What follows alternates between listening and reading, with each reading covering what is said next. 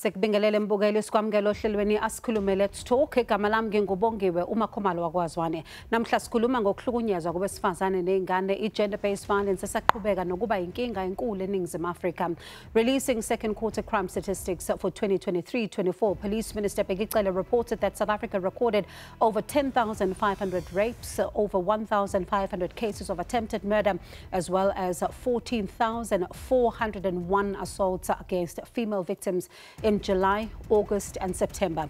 Ingabe mbukeli lezi zinombolo zisho ukuthini ngokuphepha kwa the most vulnerable part of our society? Are we doing enough as a country to protect women and children? Futhi mbukeli kungenziwa kanjani ukuqeda lokho? Sikhumbuze ke sicele ukuthi ube ingxenye yalolu hlelo ngokushayela ucingo sizwe umbono noma umbuzo wakho. Inombolo zethu zocingo 011-714-0677 noma 011-714-0678. Kanti ungabuye futhi usithole emakhasini ethu okuxhumana ku-X @SABC Zindaba kanye na ku-Facebook @SABC Zindaba. Ukuze kubelula ke mbukeli sicela uqale #asikhulume #SABC News. Seke ubhala umbuzo noma umbono wakho. Asikhulume.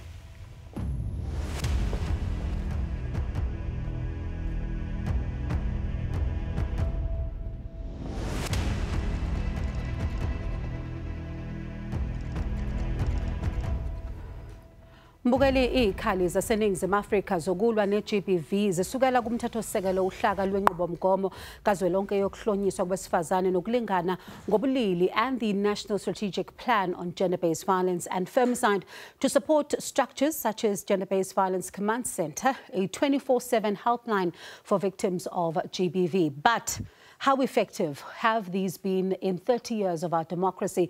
Njengoba sibheke okhethweni nje luka 2024 sibheka ukuthi yiziphi inyathelo ezenziwe uhulumeni ukuqinisekisa amathuluzi ukuqedwa kanye nokufundisa nge-GBV.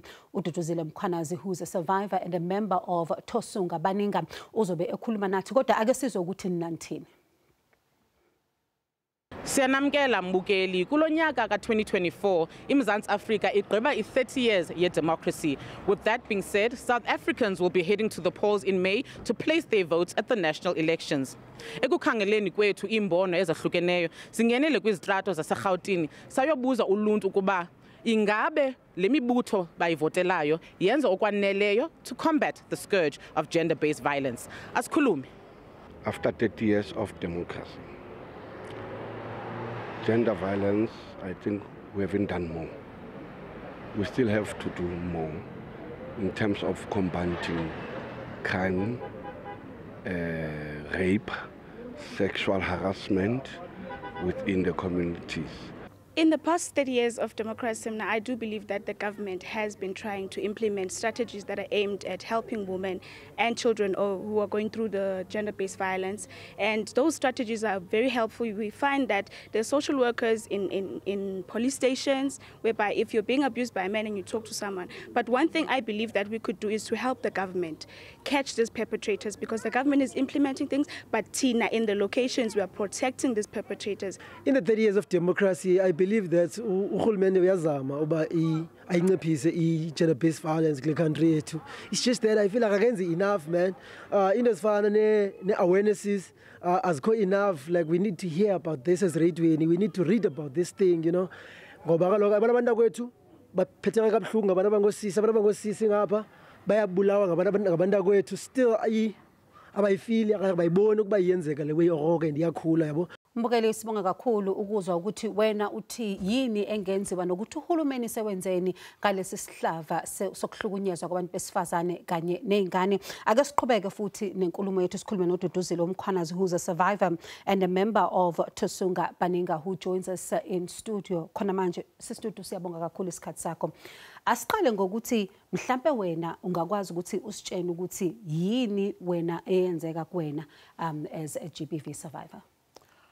Okokuqala nje into eyenzeka kimina,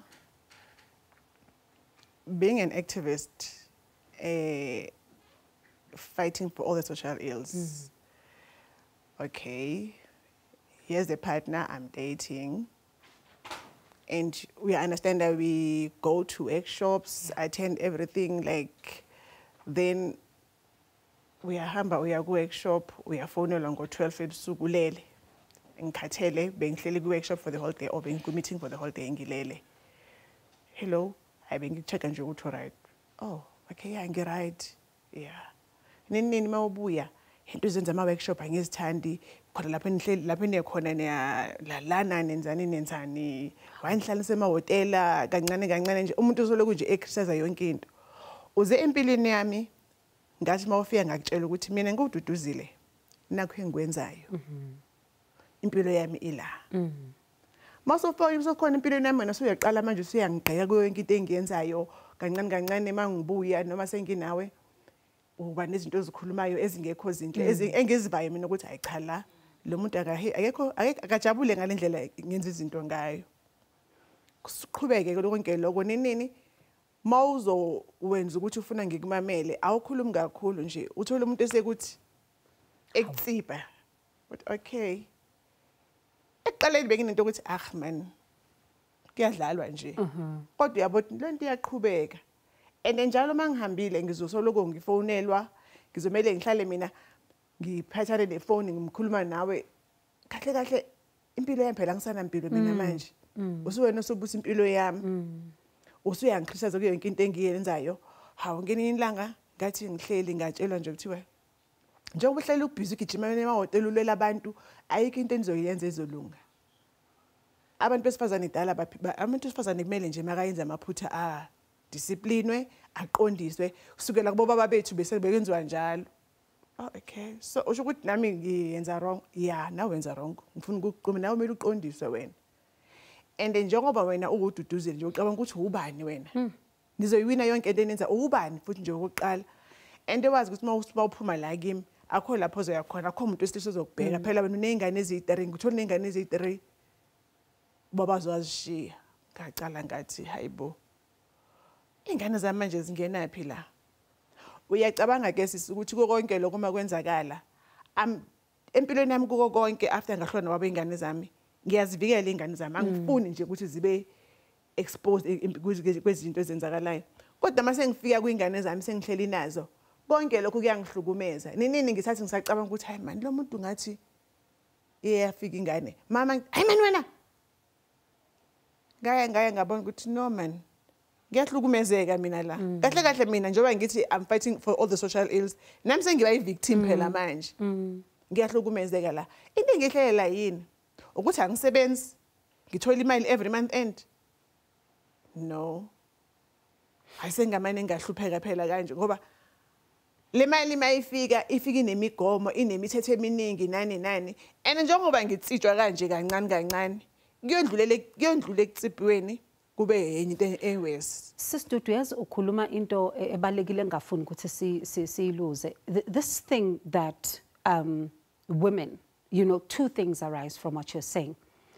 Abantu besifazane baye batshela ukuthi kumele bazi indawo yabo ngesikhathi esiningi and njengoba usho ukuthi naye the way bekakhuluma nawe ngakhona it would be to say that you need to understand that this is how women would be and abanye abantu besifazane they can say that but how did you think that that was abusive because ma umuntu wesifazane baye bathi no but you need to know your place no but you don't need to upset your partner uma ekufonela nango 12 ebusuku kusho ukuthi uyakucabanga kusho ukuthi uyakuthanda asikhuluma nomuntu ohlele ekhaya manje who's thinking like that ukuthi umuntu wami engifonela ngo12 uyangithanda umuntu wami engikhuza umuntu wami mayethi in kusho ukuthi uyangithanda uyangikhathalela hayibo uyangithanda uyangikhathalela ungifonela ngo12 ukhulumile nami ngo10 before ngilala ngiyathi ngiyalala midnight uyangifonela ufuna ngikhulume nawe faka ivolume kulokho ngifake ku loudspeaker unobani lapho hayi ngingedwa oh hayi ngine comrade bani la eroomini oh wenza nayo ulele asukungithiya ngithanda konke lokho ufuna ukuqonda nje ukuthi kahle mina la nginobani kwenzakalani ukungangithembi kahle awungithembi ukuthi lento leyo engiyenza engithi ngikuyo na. And what happens through your mind in that time? Because I'm also listening to another part of abuse that was happening, the words. Ukuthi ubizwa umuntu wesifazane ongeke azakwazi ukuthi enze okufanele akwenze umuntu wesifazane ongenawo amandla vele abantu besifazane bokumele baphatheke kanje vele abantu besifazane lokhu nalokhu lawo mazwi lawo abanye abantu abacabanga ukuthi that's abuse actually. People think ukuthi no abantu besilisa normally speak like that but in actual fact that is abuse. It is abuse straight because sikhulisa lento kuthiwa masibe submissive kuma partners wethu kubayeni bethu nama partners wethu. Kodwa noma kwenkathi soyabona ukuthi makadala lo muntu uyangihlukumeza. And into engiyibonayo the patriarchy, iculture yethu ngendlela esikhulisa ngayo thina abantu besifazane siyamoldwa ukuthi wena ngumuntu wesifazane uzomamela and iqala from sisebancane ngisho ukuthi hey wena intombazana wenza 1 2 3 wena umfana and wena uyinkosana la ekhaya wena uzothi ubaba mangekho uzobeka umthetho wena awunazi wena njengentombazana la ekhaya wena la ekhaya uzomamela ukuthi kutshela wena masithi gorobha cleaner yenza konke wena uzoyenza kanjalo siyakhula sazi lokho sihlangana nama partner ubuye ekhayeni vele efundiswe lokho nami ngifundiswe mina ke angazange ngafundiswa lokho mina uma wami engitshela nje ukuthi umuntu esifazane kumele uyimele mina ngafundiswa nje ukuthi if awuzimeli uzohlupheka if awuzenzeli uzohlupheka as umntana okhuliswe yi-single parent yes benginama guardian parent but ngangitshela njalo ukuthi if awuzenzeli izinto zakho uzohlupheka so lozo ngitshela ukuthi ngizophuma kuwe then uzobona ukuthi uzwenze njani uzoxakeka ngoba unezingane ezi3 wena akho umuntu ozoku kahle kahle ubani othe mina sengifuna ukubonwa njalo. And what did that do to your children? Izingane zami zizahlukumezeka kakhulu emotionally njengami nazo.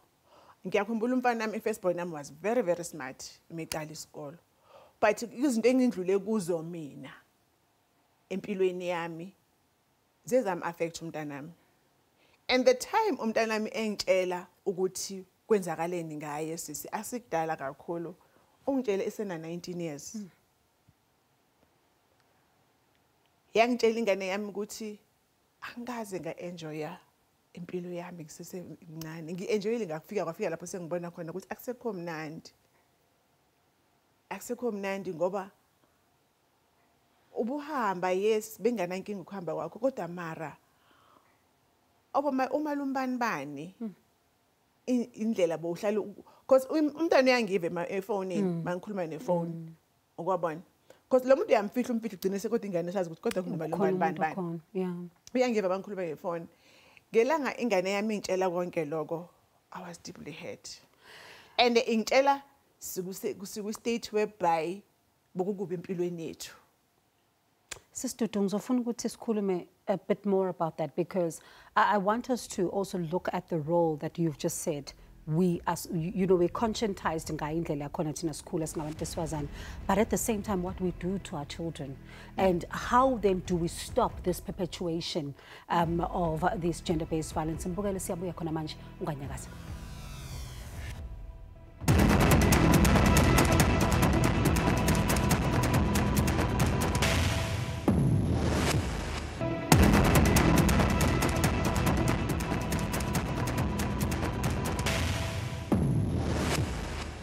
Mbukeli ake siqhubeke futhi ngokuthi sikhulume ngalesi sihlava sokuhlukunyezwa kwabantu besifazane kanye nezingane. Sisahleli la noSisidudu uDuduzile Mkhwanazi oyi-GBV survivor futhi uqalile yena eyakhe inhlangano abayibiza ngeThosunga. In fact, she's a member of Thosunga Baninga, and manje Mbukeli we're also joined by Ufina Kodisang, who is the CEO of the Soul City Institute. Fina, thank you so much for your time. Let's just come to you, in fact, and we were talking about, you know, the impact that gender-based violence not only has. For example, Usisidudu was sharing her story about what she went through, but the impact it had on her children. The words that she would be told, the words the kids would be told. Do we ever understand that the impact is not only for survivors, but also the people around them in some cases? Thank you for having us.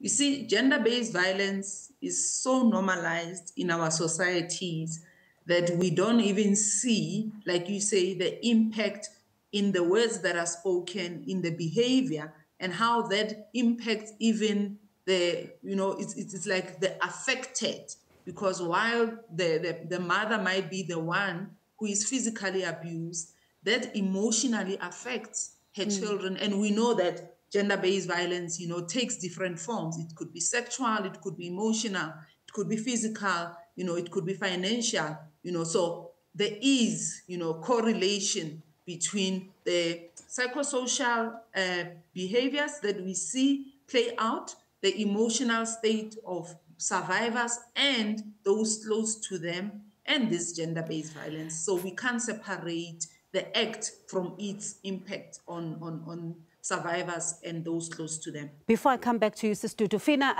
one of the things that is also very clear is that sometimes in some of the instances, a woman would come and they would tell you, but agakshayi. So why are you stressing? But he's not cheating on you. Why are you stressing? He's only just speaking harsh words to you. But they don't understand the impact that has on a woman and the abuse that can then do inside her, which are scars that people can't even see.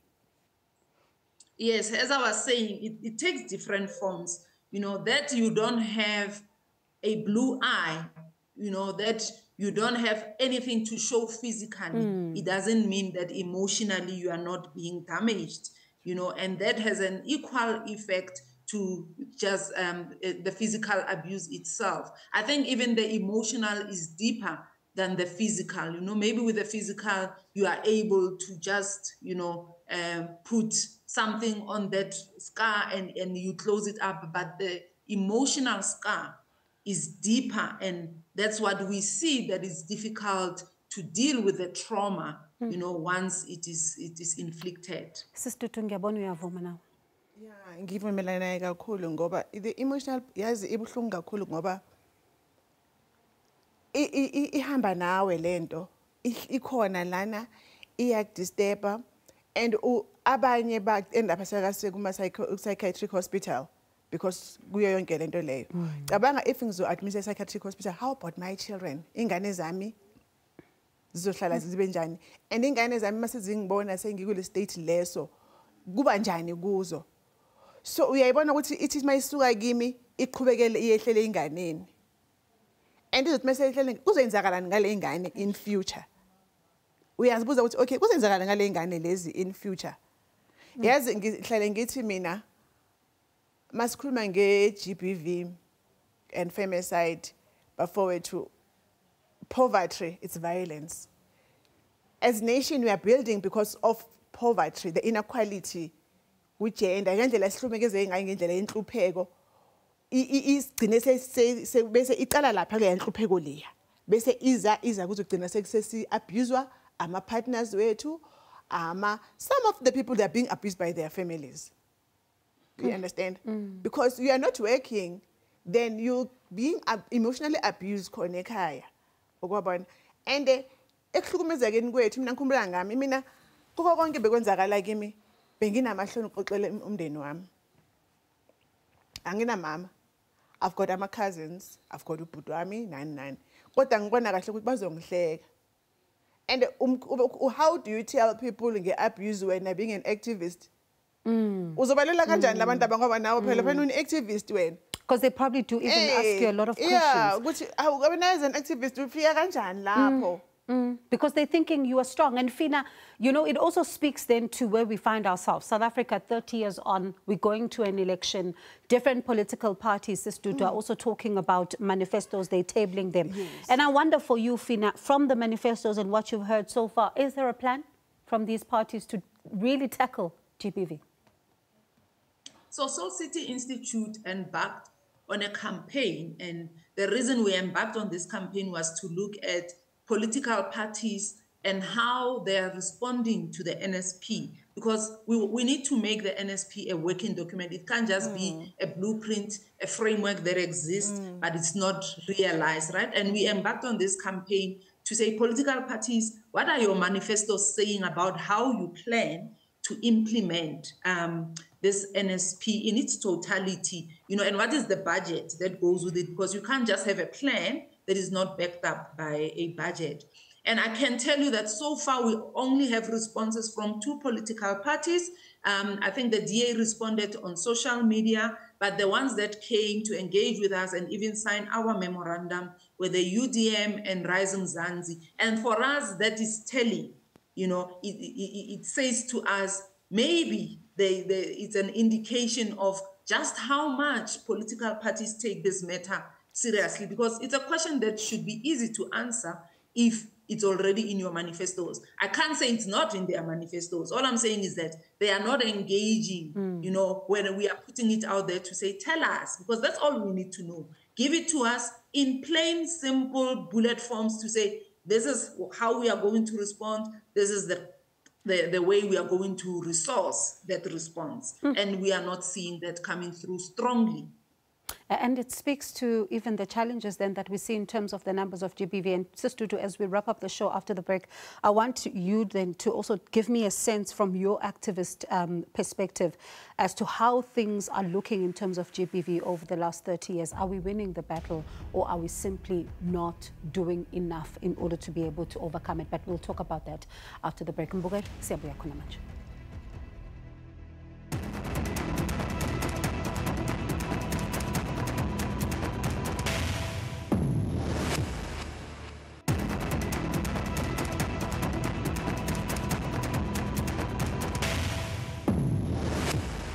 Mbukeli, sesiphetha nje ake sibheke ukuthi nithini enkundleni zokuxhumana kanti futhi sikhulume nehambeli zethu ukuthi kuba yini isombululo zalenkinga. Ake sibheke ukuthi nithini ku Facebook.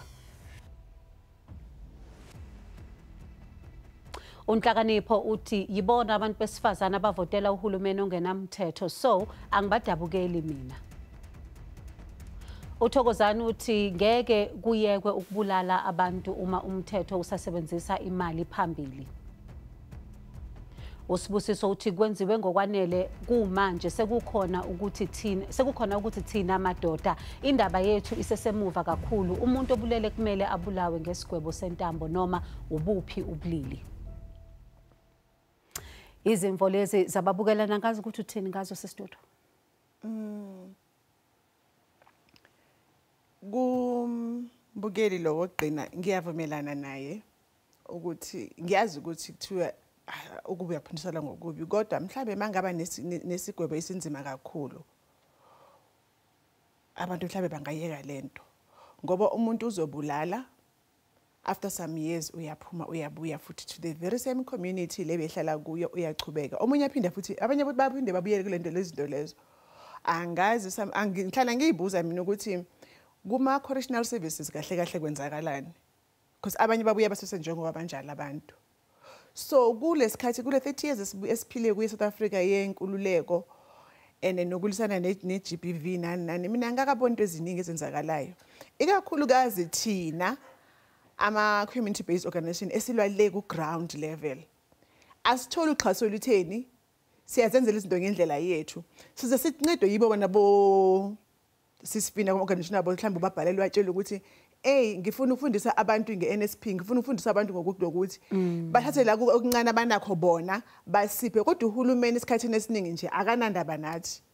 And emphakathi eminingi abantu abaningi abayi-understand indlela ye-GBV, njengoba ubusho nawe ukuthi omunye ubona ngathi indlela e-right ukuthi mangithethiswe, uyangikhathalela lo muntu, uyangithanda. And uthi usathi usakhuluma wena njengomuntu okhulumela bona bajike kuliwe nawe futhi ukuthi umosha imizi yethu, nina nimosha imizi yethu nina. Nimosha abafazi bethu ukuthi balandele lento yenu. Akaze kwenzeka ukuthi umuntu wesifazane umuntu wesilisa balingane. Hey, Sisfina, from your end, I mean, listening to this is someone who deals with a cold face in the communities. And it really makes one think about the 30 years we've traveled. Have we done better? We don't have a shortage of laws, that I can tell you. What we don't have is accountability in ensuring that those laws are implemented. And that's what we need to push for. We need to hold ourselves, whole government, and every other person accountable. It starts also in the home, right? If my son is an abuser, and as a mother, I'm protecting my abusive son, I'm a perpetrator myself. True. Because I'm enabling perpetration of violence. And we miss to see those things. We only look at what is government doing at high level, but what is our contribution? Because if I'm not doing my part, you know, how do I expect that the solutions will be there if I'm not contributing to solving the problem as a citizen? Because it's not only about government, it's a collective effort, but government must be accountable. The laws are there, they must implement them and do the right thing by each citizen, especially the women and children of this country who are being killed in their numbers.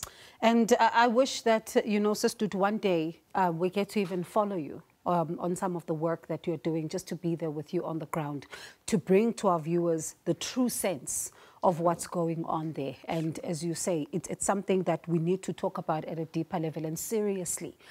It must be part of our homes and discussions, as Usisfina says, with children, so that they also know the importance of distinguishing between right and wrong. But let me thank you both for your time, because as much as we've touched on it at a high level, but I do hope ukuthi nawe mbukeli la ukhona ekhaya ukwazile ukuthi uthole ongakwazi ukuthi ukufunde, because this is an important subject, and I hope that ingxoxo mbukeli iyaqhubeka enkundleni zethu zokuxhumana. Angibonge kakhulu kuyihambeli zethu uSisiduduzile Umkhwanazi, who's a GBV survivor, but also she's a member of the Tosunga Baninga, and also thank Ufina Kodisang, CEO of the Soul City Institute. Mbukeli ubongiwe uMakhumalo kaZwane kanye nethimba le Asikhulume City eXabene.